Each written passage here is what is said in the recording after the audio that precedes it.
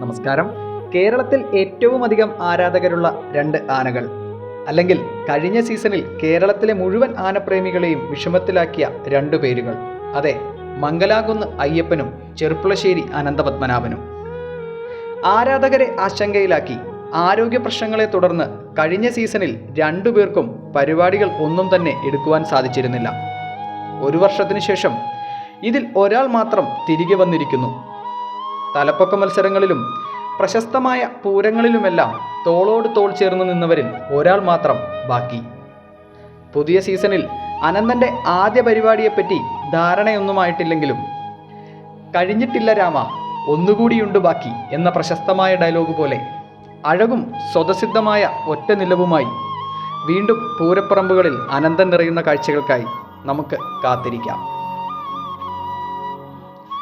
ആനകളുമായി ബന്ധപ്പെട്ട ഏറ്റവും പുതിയ വാർത്തകളും വിശേഷങ്ങളുമായി മറ്റൊരു വീഡിയോയിൽ കണ്ടുമുട്ടാമെന്ന പ്രതീക്ഷയോടെ വിടവാങ്ങുന്നു. നന്ദി, നമസ്കാരം.